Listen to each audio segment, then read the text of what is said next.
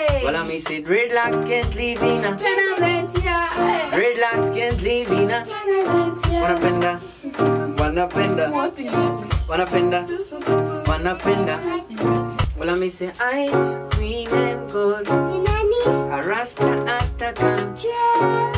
They try to keep us, to scatter us all up, and to diverse parts of the hoping we waste away. But no matter what they, all our Jaja children I go Arambe, Ewana, Arambe, Ewana, Nini Jiko langu, Boni ya macho yangu. Listen, baby girl, takulinda mpenzi wangu, weni jiko langu, boni ya macho yangu.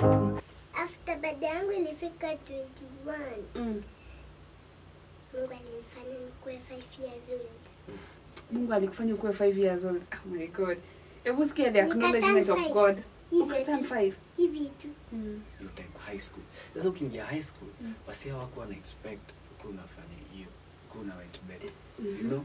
Like how far, you know? But sasa for me later on time sasa nilienda kwa doctor, aka notice that niko depressed, akanipea medicine. Hiyo issue ikaisha. But before iishe, kwa school walikuwa wananifrustrate sana. Unacheki? Because I remember I had tried all other means, but they were not working. So I was like, maybe if I try a method that someone has tried, na ime work, it will work for me. So I went and researched in nani kwa village ame succeeded taking their life. I went and bought what they bought.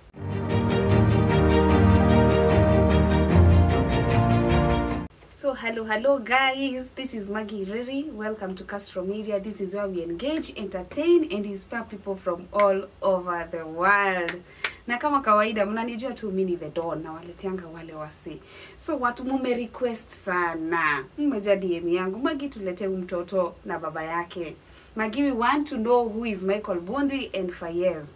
And with no further ado, let me introduce to you the song that imefanya watu wakajua the duo. That song, Dreadlocks. Ebu nataka watufanyie kidogo.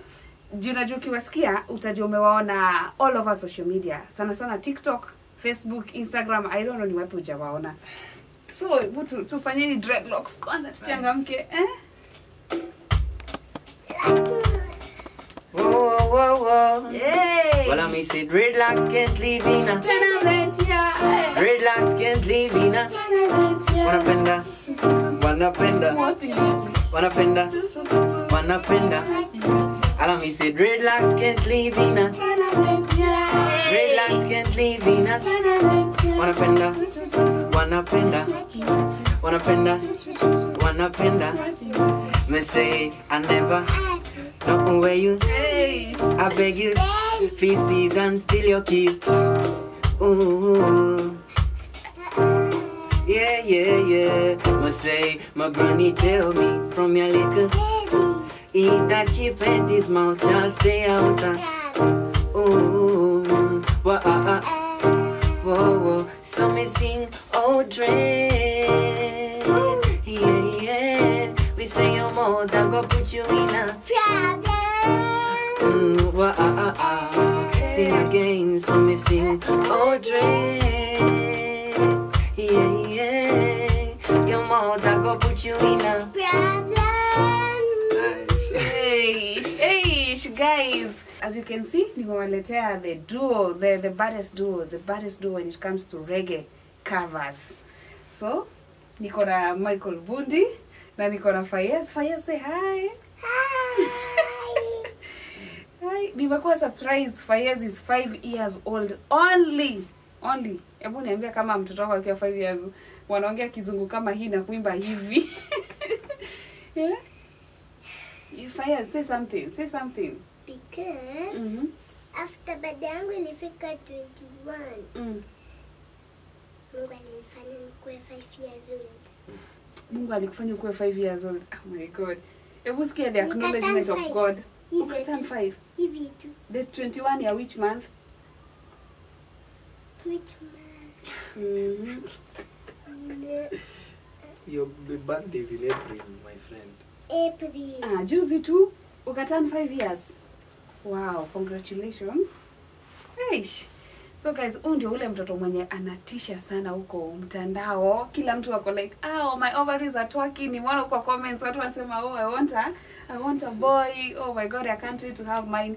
Ni Fayez anafanya. You are really gifted. Michael Bundi, how are you? I'm doing great. Name Kopo. And I'm happy that you guys are here. I'm happy that you guys are here. Karibuni sana. Asante sana. Let me commend you. You are doing a great job. Thank you. Manze nimeona mtoto. Nimeona your son. Nikashtuka. The first time I saw you two singing on Facebook. Unajua naionanga, it comes to my for you FYP every day. Lazima nione kuna ka video and I'm like, huyu mtoto ako how old? Nasikia kwa 5 years. Yeah. Umeanza kumtrain akitoshana aje? Actually sikuanza kumtrain. Mostly ni vile alikuwa, siwezi sema nilimtrain like kumwambia come tufanye hivi. Mostly ilikuwa because aligrow na mimi nikiproduce. Since he was born alikuwa in the studio, you know. And even hata akiwa conceived alikuwa in the studio. So I came to realize that even during that time all along amekuwa akisikiza music. And it's been reggae music. So nilianza kusikia tu anaimba na like song ikiimba na malizia words. Nika realize that akona hiyo gift. And then alikuwa anaimba on key, on pitch, on beat. Nika notice there's something, yeah. Do you know it's very hard hata si ni grown ups. Mtu anaimba na hizi imba on key. Na hata pitch, hata beat mtu mkubwa anapoteza beat. I know. I have clients. I'm a music producer, so I know sometimes it's challenging. Hata kwanza kwa reggae kuna kuangana rolls zile ma deng deng deng deng deng. So most of the time nimeshaikuwa na clients roll ikigonga inampita, so anasema tufanye tena. So nilinotice yeye ikiroll, nilikuwa namwambia ikiroll uingie. So ikiroll alikuwa anaingia exactly on beat. You know, one of the hardest things kwa reggae. So I know what you're saying about your challenge. Yeah, I know. Hata you see unasikianga mtu akimbo unasikia huyo naye kwani si alikuwa anafaa imbe kwa hii beat tena ametoka na yeye mtoto amemaster mpaka ni wapi unaingia, ni wapi unanyamaza, ni wapi unatoka. Yes. Genius means musical genius. Tutaona in 5 years to come atakuwa mbali sana, hata si 5 years, maybe in 2 years, and he will turn out to be a great boy. So Michael Bundi, sasa I want to talk about you. So I want us to know who is Michael Bundi. Michael Bundi ni nani? Umekuwa wapi? Michael Bundi is born and raised in Meru. Nearly grew up place inaitwa Imenti, Central Imenti. Raised by a dad and a mom. A dad who is a musician and a mom who tries to sing, but she isn't a musician. Hiyo si yake? Hapana, si yake. Hiyo si yake lakini anapenda kuimba sana. And I grew up in a family that used to play reggae a lot. I used to listen to Bob Marley, Peter Tosh. When like maybe 5, I used to listen to them. And I grew up like that, listening to reggae, loving reggae. I was told that when I was like 2 years, my mom was telling me tukienda kwa forest, alikuwa ananibeba kwa her bag tukienda kwa forest kutafuta firewood. Alikuwa anasema kulikuwa na bandits. So every time I would be singing and everyone would be telling her, "Ebu shush that baby, matupatwe na wezi." Like I was singing at that age. So it seems like it's a musical blessing for family. Hey, manze. Kwa hivyo music ni kitu iko kwa familia. Na ikakuwa transferred even to the generation now. Okay, so umegrow Meru, ukasomea Meru, even high school? Nilisomea high school Stano, lakini nilianzia Meru. I started in Meru, came to Nairobi. Mostly it was because of the music. I was obsessed with the music. Nilikuwa nataka kufanya music sana. So nilikuwa naenda shule, nasikia hapana, I need to go to Nairobi because uko ndio nisikia wana record music. So you know, sometimes unahepa shule, unafukuzwa, unasuspendiwa, sengine unaexpeliwa, you know. But it was all with the goal. It was with a good purpose and a clean heart. I just wanted to do music, but no one could see that. Yeah. That is sasa ukiwa shule, you know, lazima ubalance masomo na shule. Yes. So ndio hiyo umemaliza high school. Sasa si uko na freedom ya kufanya muziki. Yeah. Well, my dad alini help because, as I said, he is a musician and a music teacher. Much love to him. And alinisaidia ku set up a small studio back then. But sasa aliniambia, sasa jumla kusetia studio, that's your campus, such a university. Like, now they push from that point, you know. It wasn't easy moving to Nairobi, starting unaanza kuishi peke yako. I remember nilikuwa tu na studio, sikuwa hata na place ya kulalia, like sikuwa na mattress hata ya kulalia. So me, I used to sleep next to my equipment, doing music on the floor. And it was quite hard until I got a job. So my first job was as a caretaker wa hiyo keja nilikuwa nakaa. And this guy alikuwa amesema, the landlord, because kazi yangu ananilipa 2K, ku clean up nini, ku unblock toilets nini, na keja ni 2K. So nisilipe keja in short. But sasa at that point kulikuwa na wase wenye walikuwa naona, because me I've always been a person with a big vision. And sometimes I know it's maybe like a weakness, but I never hesitate to share my vision. Like I speak it out. So time nilikuwa na speak big dreams out, hawa say walikuwa na ni frustrated, like haiwezi happen, like unaona mali tuko like hatuwezi toka hapa, you know. And so they started frustrating me. So every time now naosha toilets wana the block. So they used to like ilikuwa ni madharau. And at that time I remember I was expecting my son, you know. And what happened is his mom told me that how long can you keep doing this? Like this is not good. I know you have a lot of potential in you. So maybe you can think of something else to do. So mimi nikaingia, nilipata kuna site ilikuwa inauza vitu cheap, sound equipment za studio. So mimi nilikuwa nazichukua na mimi naziresell na higher price. So I started with one mic, and I remember I bought it for 2,500. I sold it at 5K. I bought 2, sold them at 10K. Ikaendelea kugrow. I started making a lot of money nikiwa tu hapo. Life ikaanza kuchange. But sasa when things started getting better, nikaambia landlord sitaki hiyo job tena. Nimequit. So akaniambia like huwezi quit hivyo tu, you know, bila like you need to give a notice, you need to explain these things. So nikamwambia mimi siwezi do your job. Like some of the things are so hard for me to do. Siwezi fungia mtu nyumba, and I know naweza go in the future in a position mali mimi naweza fungiwa, you know. So at that point nikapata amesema I think ameleta agent or something. So all of a sudden rumors zika happen that kuna vitu nimefanya mbaya which were purely false. So nikapewa a few days, nikamwambia you need to leave this place in 3 days. Just 3 days. I remember short notice. Akaniambia if kama utatoka kwa hiyo nyumba ndatuma vijana warushe hizo ma equipment zako za studio huko nje, you know. So at that point, even though nilikuwa nimeanza kale kabiz, unajua pia nilikuwa na spend. So sikuwa stable enough to move to another cage and mbio. Mtu windo huyo anakaa. And then I remember actually it was raining na tulikuwa tunalala kwa floor, you know, tulikuwa tumeweka mattress chini kwa floor. Nilikuwa nimebuy mattress. Basa kuna rain, so hiyo maji ina affect madam to sana juu hiyo cold. So nikimwambia fix hiyo leak, the landlord anasema you get out kama you're not okay with that leak, you know. So nikamshow mimi this is not my rights, zinasema you should fix this for me. Na kaniambia say you have no money. How uko na rights gani, you know, without money you don't have rights, you can't speak anything.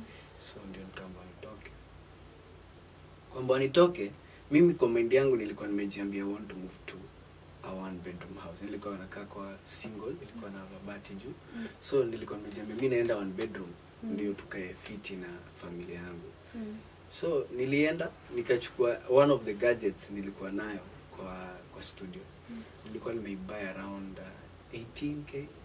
But sasa ilikuwa depreciating value. So I posted it online for sale. I posted it at 25,000. Because nilikuwa nimecheki nyumba ina ni deposit ya 12 na rent ya 12 around 24k.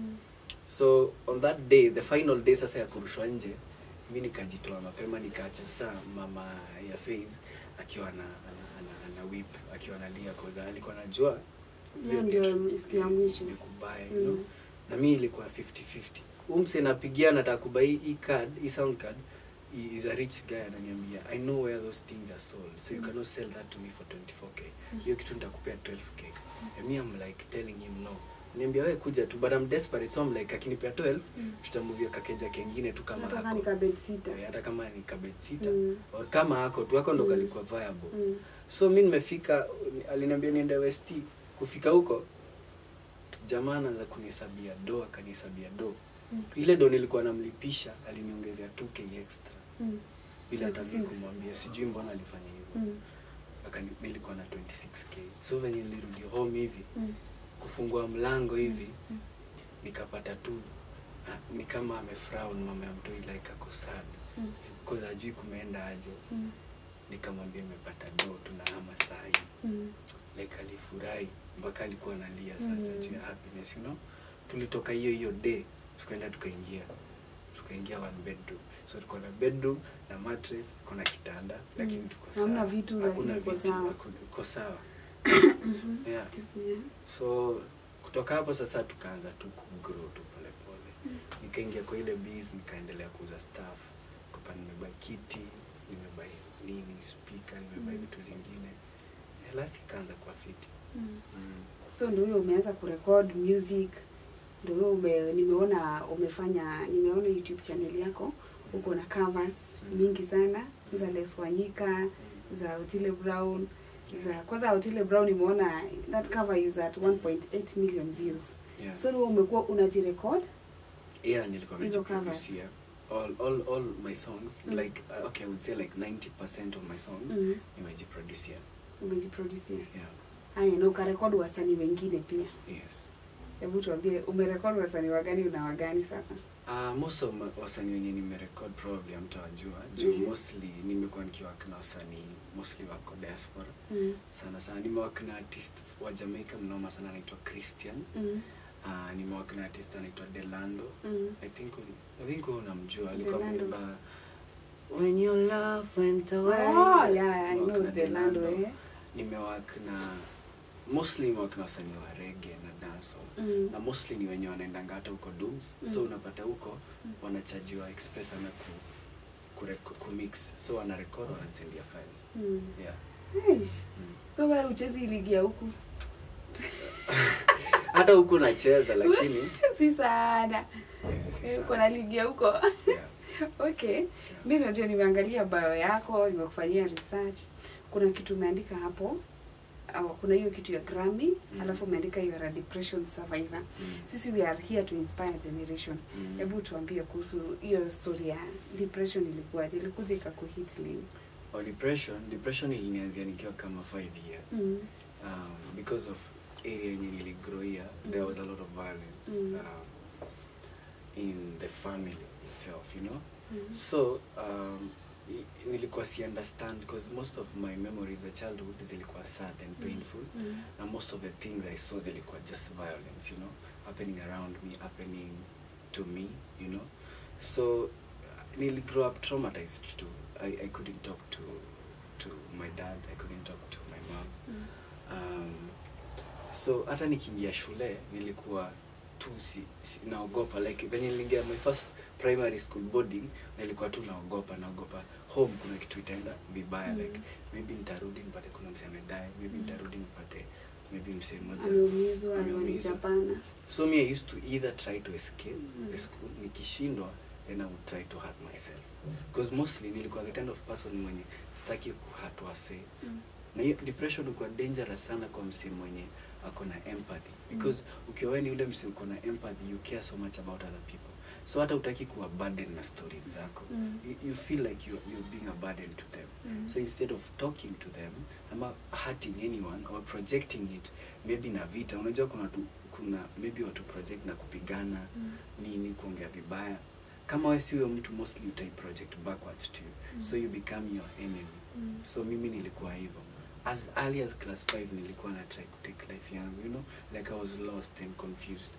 You know. Goja. As early as class 5, nilikuwa class 5. Unajua class 5 ni mtoto wa 10 years. Ndio mtoto akuwa depressed amekuwa na, unajua mtoto wa 10 years that is still a kid.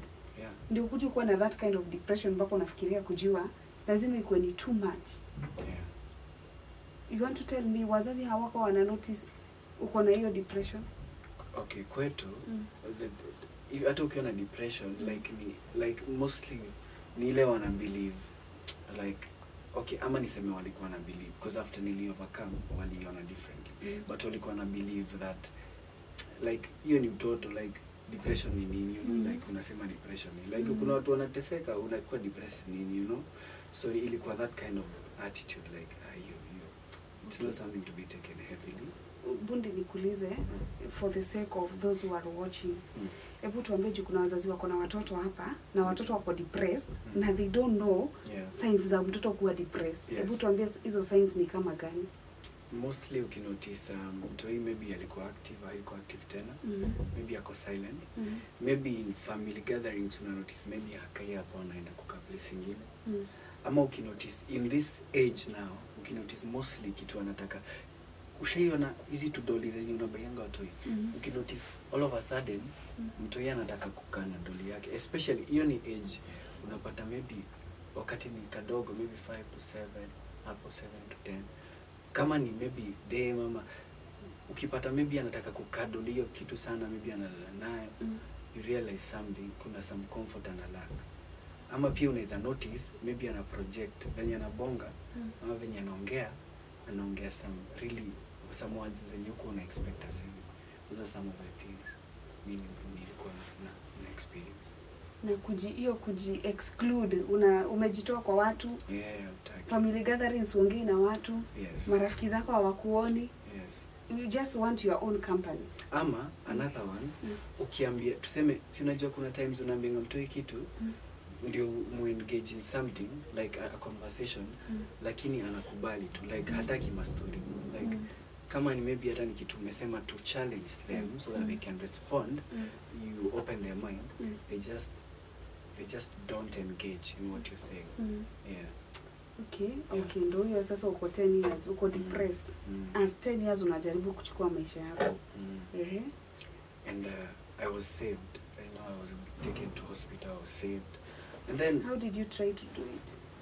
Well, mostly I don't like saying how I tried to, because you see sometimes there are people who are depressed and they go and try what you try. So I mostly don't like speaking about how I tried it, but I was taken to hospital and I was okay. You know, like every time God always saved me, because I think he had a purpose, because nowadays what I do is try to help people going through depression, you know.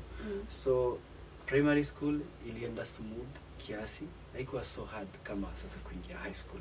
So primary school, after that incident, nothing else happened. Did they now notice that mtoto ako na shida? No, they didn't notice. Waliona tu inifala huyu mtoto inamsumbua. Ilikuwa tu ile kitu tu inapita tu, you know. But then sasa high school, kuingia form 1, sasa bullying plus trauma, you know, all those things zika combine into one. Plus hiyo time nakumbuka bado hiyo time kulikuwa na issue nilikuwa nayo juu ya fear, nilikuwa ya bedwetting hiyo time high school. Sasa ukiingia high school basi hawakuwa na expect uko unafanya hiyo, uko una wet bed, you know, like haufai na haufai, you know. But sasa for mimi later on time sasa nilienda kwa doctor, aka notice that niko depressed, akanipea medicine, hiyo issue ikaisha. But before iishe kwa school walikuwa wanani frustrate sana. Unacheki maybe umelala juu ya mse, you know, kumeenda vibaya in the morning, huo mse maybe ni form 4, you know, like atoneza pigwa, you know. Sasa alafu nilikuwa naambiwa nioshe kama dom yote, na sasa place maybe umewet ni hapo chini ya bed yako tu, you know. So by the time unamaliza kuosha, class zishaanza. Ukifika class unapatana na teacher. Umechelewa kwa nini? Anakutuma kwa principal. Unaenda kwa principal, unaambiwa upige magoti kwa kokoto the whole day. So ilifika mahali nikachoka, nikakuwa like stuck in life, like hii life ni hard. Home ni kubaya, shule ni kubaya, sasa ni wapi, you know?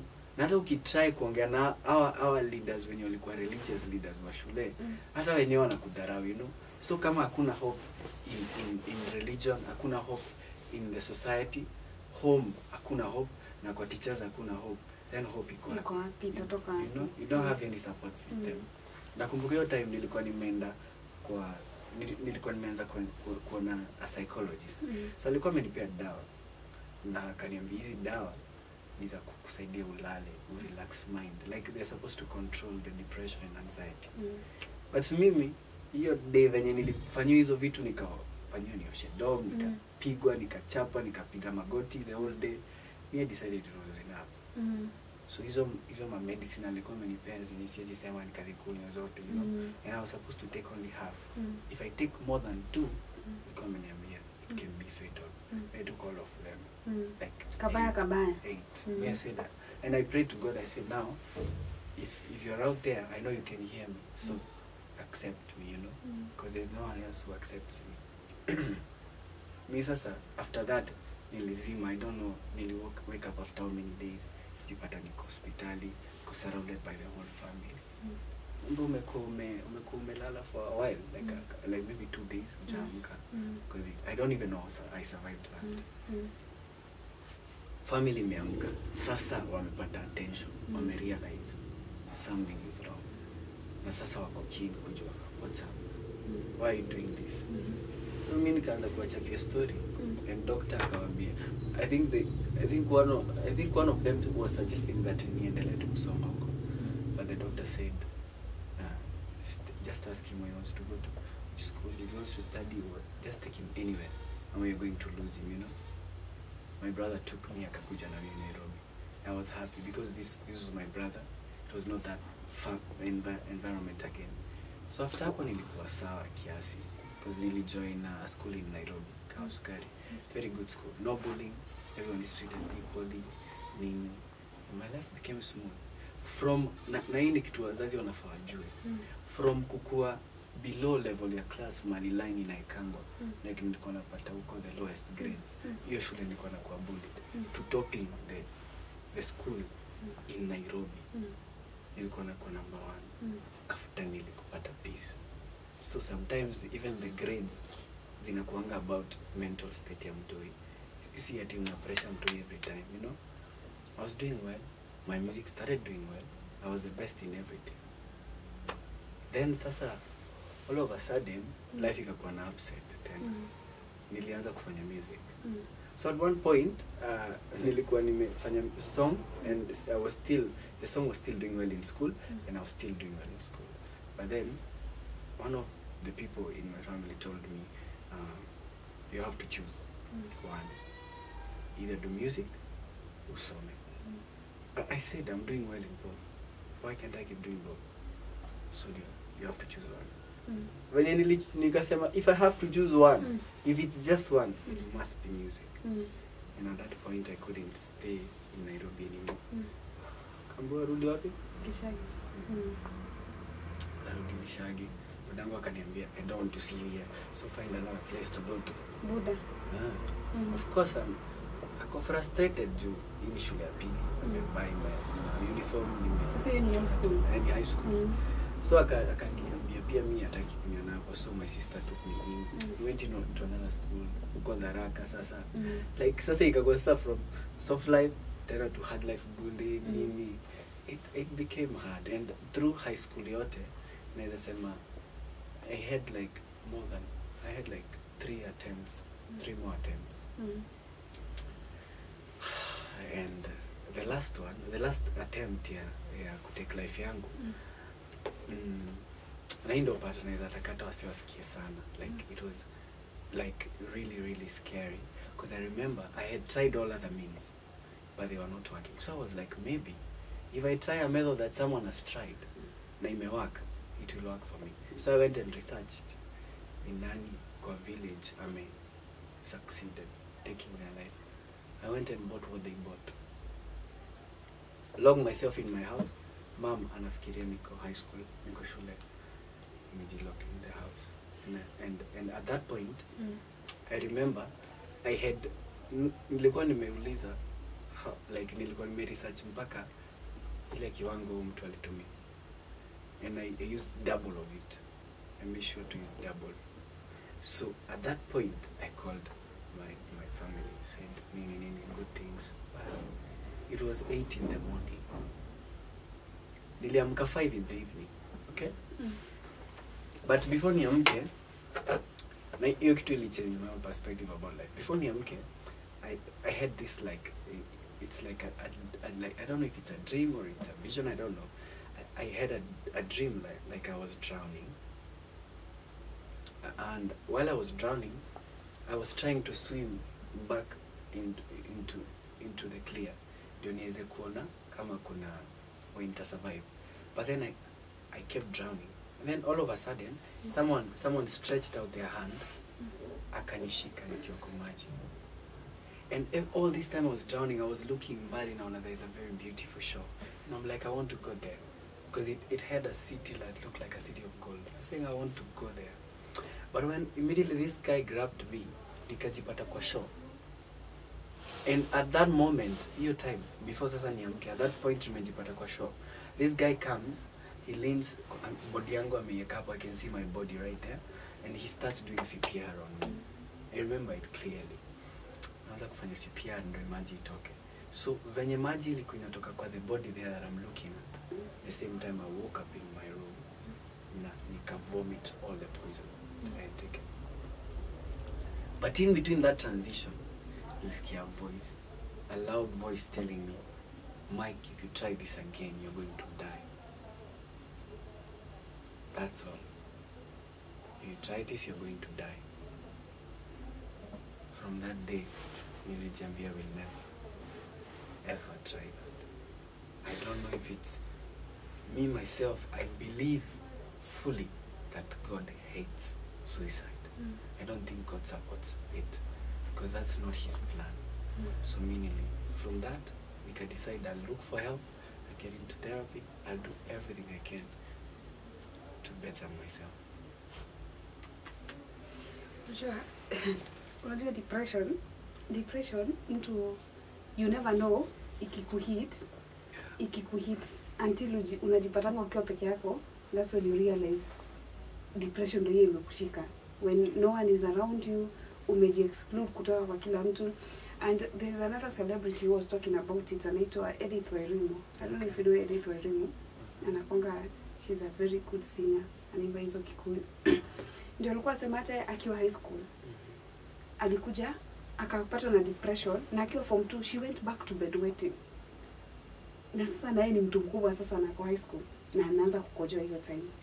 So ebu mimi nataka utuambie nini, kuna watu wako na depression sasa na wana watch hii video. Mimi nataka utuambie steps za healing ndio uweze kutoka hapo kwa hiyo depression. Ulianza kufanya nini kwanza? Na before mtu afike hiyo point ya unataka kujiua, unafaa ufanye nini ndio isi get to that point? Okay. For me to get to your point here, healing, it'll take a lot of I went into therapy first. Therapy really helped me. And therapy, I say therapy, if you're going to therapy, go to a good therapist. You don't want a therapist mwenye atakupatronize, like akisikia kenye unasema anaanza kukwambia, you know, like I understand, you know, like you want someone that really feels. So when I went to the therapist that helped me, and I always thank her like every time. Like I was taught how to like think about things zenye zina distress. You know, sometimes the reason why you get depressed is because you can only see things from your perspective. You know, you can only see things from this side. So there's someone who can come and tell you, like, if you look at it this way, it won't be hard.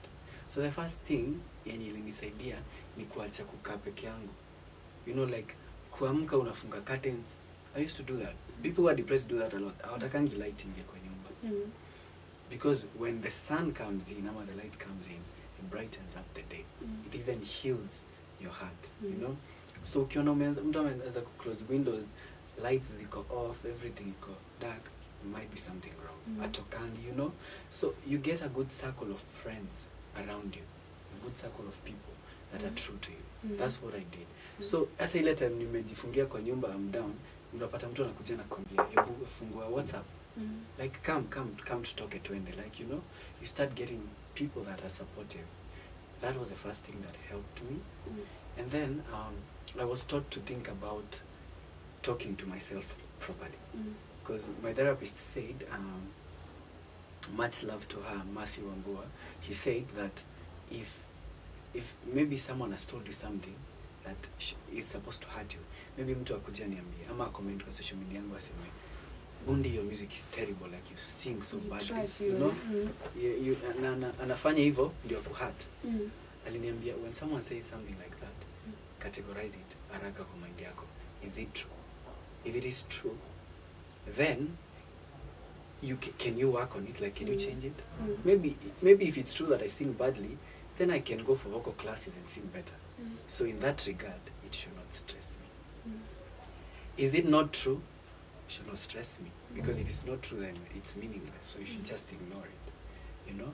And if it's something that you're working on, maybe you are a work in progress, then don't be hard on yourself because you're working on it. Tomorrow you'll be better than you are today. So in those regard, nikifikiria any statement that someone says, haiwezi ni affect, because you can categorize it. And then I was taught self-talk. I would wake up every morning, go to the mirror, and say positive things about me. Like I would say, you look good, you're an amazing person, you're an amazing father, and you're going to get through this, you know. And by talking to myself, unacheki society inakwanga around you, and society sana sana umekuwa watu wako depressed. So ukiona sana sana mtoto wako depressed, check the family. Sana sana the immediate family, the parents should check how are we speaking. So unapata, like, when unaweza imagine if someone says something negative to you, inaweza kuhurt sana, but can you imagine how bad it is or how worse it is when you're speaking negative to yourself? Like you yourself, you're your biggest enemy. That's why mtu utaka kujua, you hate yourself, you know. So once you start speaking to yourself differently, you'll find that you're stronger. Na utaizoea tu, like mpaka utaanza watu wanaongea negative things, you just stay away from them. Alafu usikae na wale wasi wanaongea problems. Kaa na wasi wanaongea solutions. You know, there are two types of people. Kuna watu watakaa waanze kusema, Kenya kuna shida, Kenya tunasuffer, Kenya tutakula nini, sijui nini, like nini, tutafungiwa keja.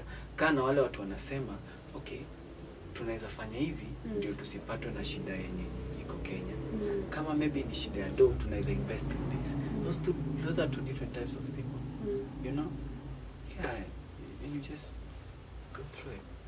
Well, history ya depression, I think tunafaa tukae chini vizuri, tuiongelee. I think it is a major issue, especially kwa hii generation yetu na watu hawajui. Yes.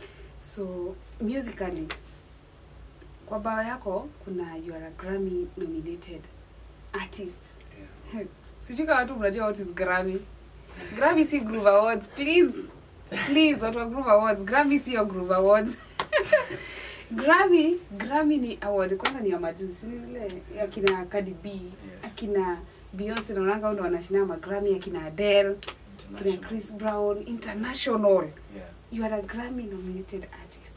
Yeah. Hebu tell us, tuambie tu kidogo kuhusu hiyo. Well, this happened through an amazing singer called Itana. A very amazing lady that I worked with on a song. So I did a song, ilikuwa inaitwa Song for Itana.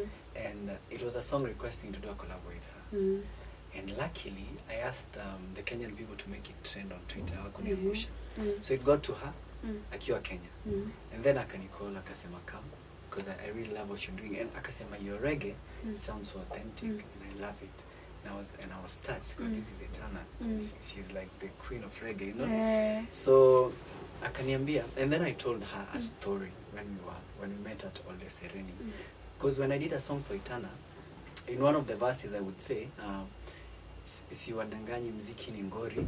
Jana nililala njaa na niko na views milioni. So that story was true in that song because we had slept hungry, the whole family, the previous night. So in the morning when I woke up, I was like, I want to go international, but no one is giving me links to Etana.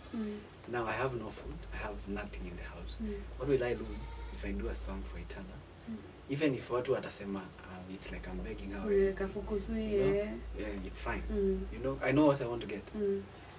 And people actually said that, and they said she'll never accept. Mungu ni nani? You know, you can't play around with God's people. We are there with Etana, and I'm telling her that this is what I went through to sing the song. And she was telling me, one day we are going to do a song with you. And on that day, your life is going to change. And on that day, you're going to tell your story. And she just encouraged me. She went to Jamaica. Actually, nakumbuka alinipea fare, nikarudi. Na fare yenye alinipea sikuwa na fare kurudi au nikienda kummeet.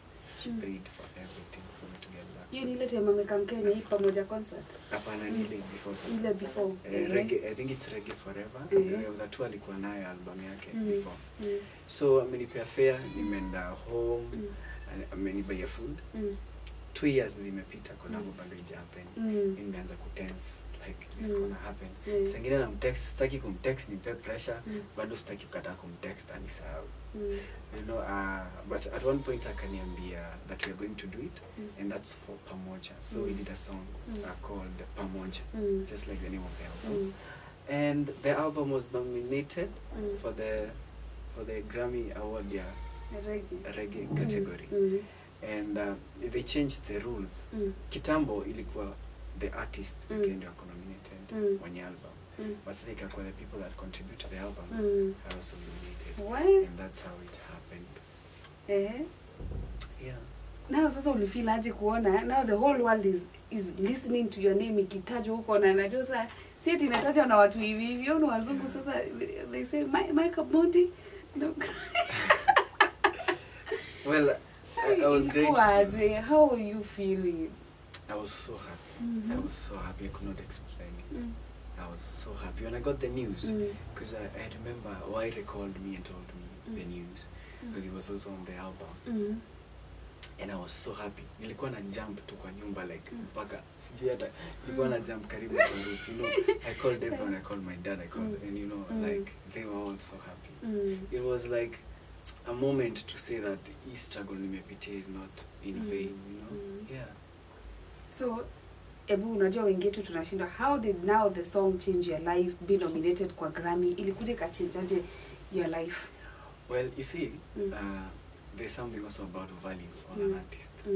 When you get to certain levels in your career, your value also increases. So utapata maybe mtu hata akikupigia kuite show, hata kupigia akikuoffer less amount ya money, you know. So utapata na kuoffer some good amount, or you can bargain a good amount if uko na category fulani. It also changed venye pia the people when you're kwa industry they were treating, even the Kenyan industry. You find you get treated with more respect. And jua tuko tunakujua sasa. Na Kenyans walikuwa sema sasa ni msanii gani tena? You know reggae kuna vile Kenya reggae watu walikuwa wamechukulia sijui aje. And then your story ya covers pia like nilikuwa nimeshaiko kwa circle fulani like Bundi wa covers, Bundi the king of covers, you know. Na mimi nilikuwa nakataa hizo jina because I have so much to offer the world and I don't want to be kweko hapo. So sasa the fact that this is an original song that has made it this far, that was, I didn't need to tell anyone that don't categorize me anymore. It just speaks for itself. Yeah. Okay, na ilikuchange aje financially? Well, naweza sema even my streams ziligo higher, number of streams. You see, kama uko kwa mali tunekanga songs, iTunes, Spotify, the moment watu wameanza kucheki a new name like wako like, who is this? So they want to search. So unapata kwa streams zimego higher. When the streams go higher, the money becomes more, the payouts that you get, yeah. So it really helps. Nasa uliendanga huko ama Sikuenda, yeah. But anyway, you are nominated. Kuna artists wengi hata wakubwa Kenya wajakuwa nominated Grammy. True. Wengi sana. True. It's a blessing. In fact, even the biggest artists in Kenya sidhani wamekuwa nominated huko Grammy. Ni very few. I only know of two. One that was nominated for Grammy. Now I was not even an artist ni rap. Yeah. Haikuangi rahisi. Si rahisi. Haikuangi Ndio rahisi. I was say, you know, I watched a movie na ilikuwa imeambiwa, you see us black people. For you to be with akina Itana hata ndio wafike hapo with the white kukua kwa awards kaa hizo, you have to be twice better. Yes. For you to be with those kind of people. Yes. Which means ulikuwa you are way better. Thank you. Okay. Thank you, but I just I give it to God, man. You give it to God. You know, Ni yeah. sawa. Tunasema before a white nini akuja ku accept your craft, you have to be twice as good. True. I agree. And one thing I also noticed in Atueka Nyuma in terms of his awards, utapana most of our artists, they are not members of the voting academy. Unajua, like for you to win, your people need to be in the voting. Like mimi sasa naweza kuwa a member of the academy through an invitation ya Itana, you know, because she's a member of the academy. So unapata kwetu hata maybe mkinominate, even if a Kenyan artist nominate solo, itakuwa so hard for you to win because watu wengi wako kwa hiyo committee. And you know, it also has a membership fee, like you have to pay every year to stay on the committee at the Grammy. Yes. You have to pay. So like say sasa mimi nime join, I can be able to vote like for maybe Itana nominated, cast my vote. But sasa, so watu wa Itana tukiwa wengi, she will win. You know, that's how it works. So some of these things we need to educate ourselves and our artists here. In our industry. Yeah. Yeah, but we have a long way to go. Mazee na tuache kutumia nini auto-tune sana. Such things don't do well pia kwa that. Don't just wake up ingia online uchukue beat in the studio. That's not creative. No one's gonna nominate you for that. Yeah. Where? Na sasa hii Kenya, juu tumejaribu kutafuta original zetu, kama you see Genge was ours. Hiyo Genge ilikuwa original yetu. Hiyo. Na sasa when sasa Genge imekam later, sasa imekuja as Gengeton. You know, I was with Cash Kid the other day, producer.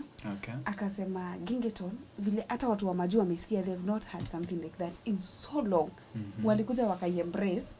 Wazungu wako like, Gengeton, what is this? And it was so original juni yetu. Though yes, Kenyans wakakuja, you know, there is a lot of vulgar nini. So inaifanya inaka, but I really think they appreciated that because ni kitu original ni yetu. Okay. So wewe unataka kutuambia so tunauza wa Kenya wasanii because wengi wamezoea kutumia autotune. We want to copy what the whites are doing. We think now because if you copy them tunafika level yao sasa. Yes. Tutaonekana si ni wanoma. Hebu ongelesha wasanii.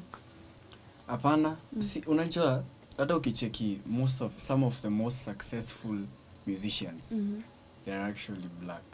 Some of the most successful, starting from MJ, from Bob Marley, some of the legends that we have are black. And hata hizo vitu zenye tunakopi huko walikuja wakazitoa huko, most of them. Utapata hata reggae, like I have a friend from Jamaica mwenye alikuwa ananiambia reggae has its roots in Africa. You know, so we need to be more ourselves. And that's what those people love about us. Because nilikuwa naangalia kama a certain lady alikuwa anaitwa B Kidude from Zanzibar. Alikuwa naimba hata akiwa 103 years. Hata mostly like unaona hata amezeeka kabisa. Lakini the people listening to her ni our whites. The white people ndio hiyo crowd yake imejaa hivi. Why? Na anaimba na hiyo lugha yake na hiyo tamaduni yake. It's because that's fresh to them. You know? Na sasa pia tukido music yetu, let's manage our money properly. Ndio pia industry isikae ni kama hiyo Gengeton ni kitu tu iko tu hivyo, yani haina value. You know, pia muziki ikireleasiwa sana inaisha value. So kama everyone ana release ngoma, maproducer pia wanaangusha. Producer ana charge ngoma kuproduce 2k ama 500. Anakuja na produce ngoma tu ndio msanii ampedo aende. Quality ya music mbaya ina saturate market. Value ya genre ina go down. There is no way your genre ita grow if it's not managed well, if it's not haina value yenye iko attached to it. Hakuna kitu. And if it's not censored, even with the language that is used. Yes. Yeah, kuna hata, you know, Miriam Makeba, she was singing hata akiwa amezeeka. Yeah. But the crowd there ni whites wanamsikiza, they want to know, you know, hapo zamani mama siku ya hivi. And they really love the song. You know, I do a lot of nafanyanga live music and when we sing that kwa hizi hoteli kubwa kubwa hizi restaurants they love it. Wow. They love our nini hizi harambe hizi our zilizopendwa hizo. They love it. So originality. Tunaomba mambo ya originality. So me nikiangalia you have a successful music career. You have a name that has value. Now you son wako amekuja in the picture. Now you tell us what are your plans? Unaplaniaje sasa? Tuze mtu yeye ana grow. Unamprotectaje from social media? Second thing, una plan gani zake? Wewe na yeye sasa kwa music. Where do you want to see yourself in the coming years?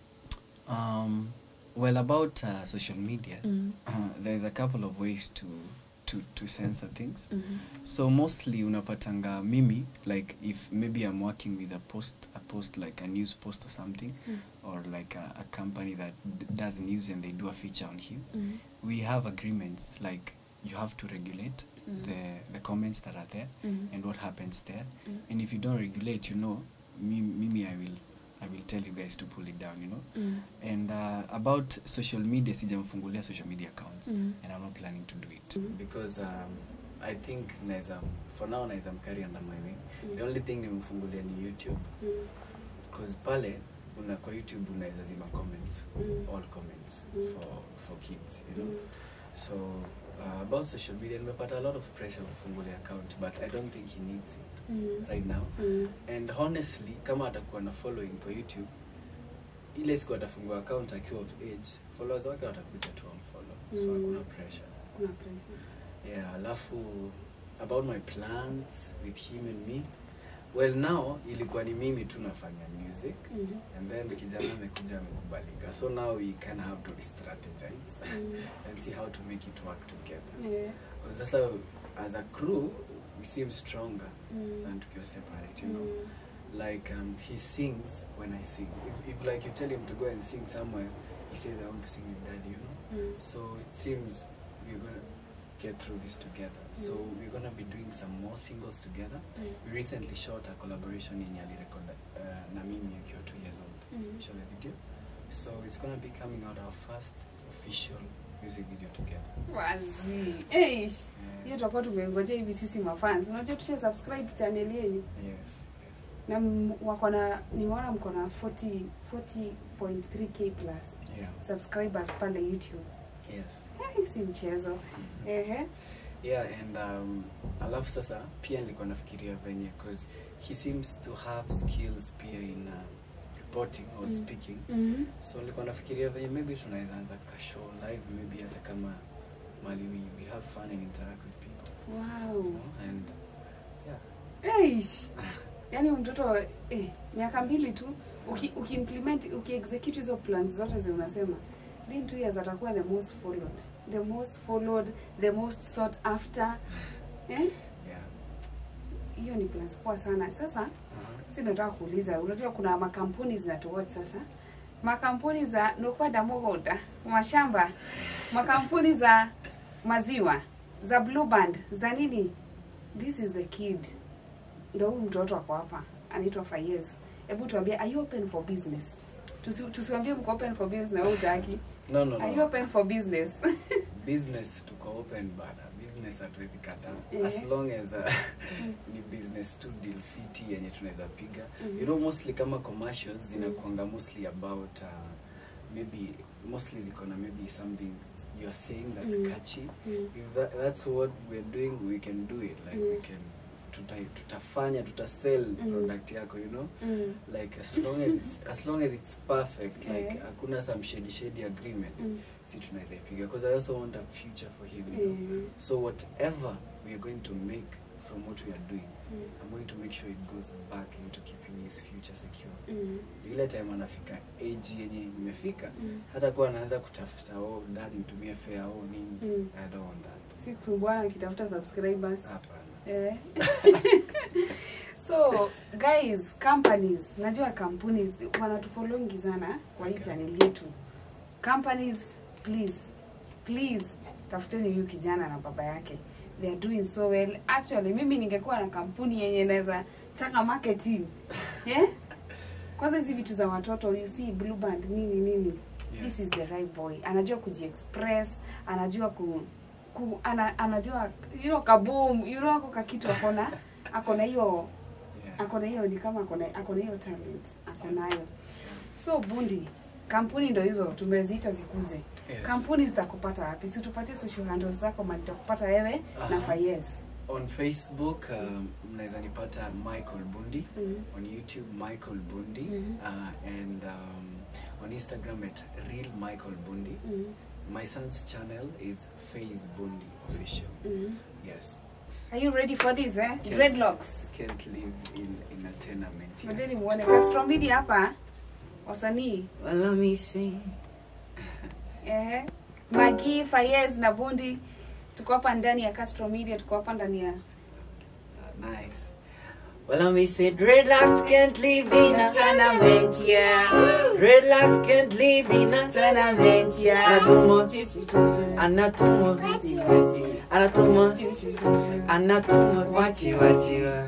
Dreadlocks can't live in a tenement, yeah.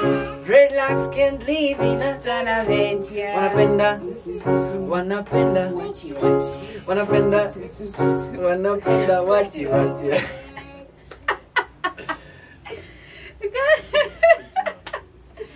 Guys, wale watu wa kuniingililia kwa comment section, not today. I know how to sing. Bundi, by the way, I know how to sing. Jokes aside, twende kazi Bundi. Castro Media hapa. Utasema tu Skylarky.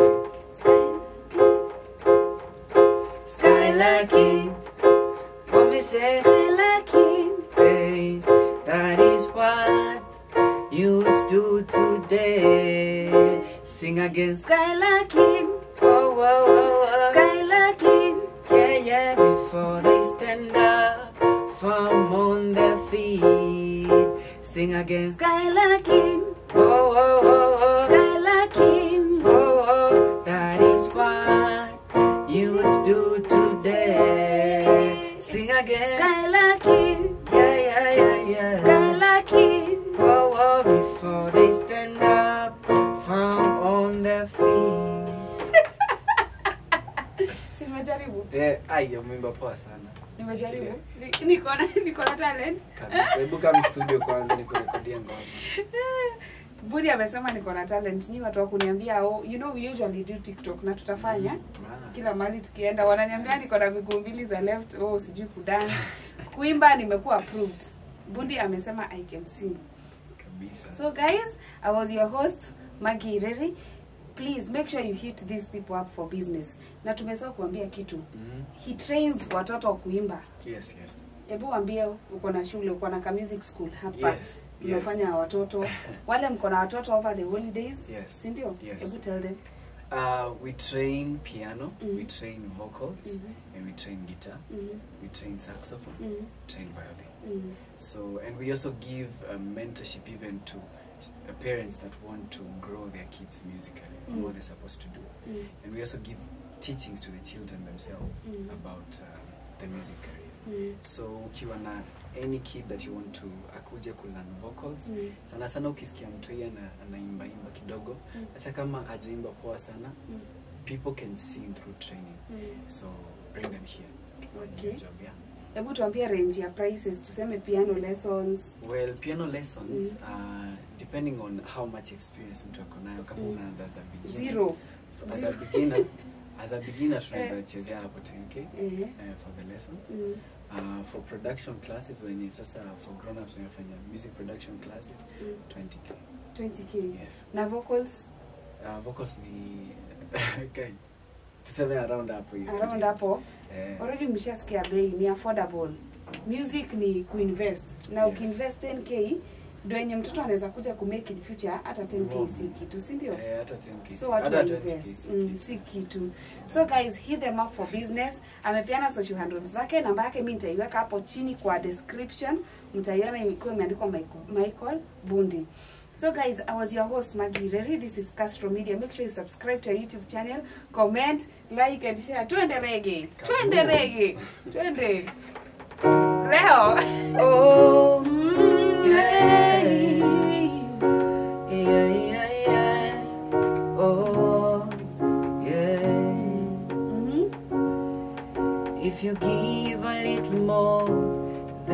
take. Hey, And if you try to fix more than you break,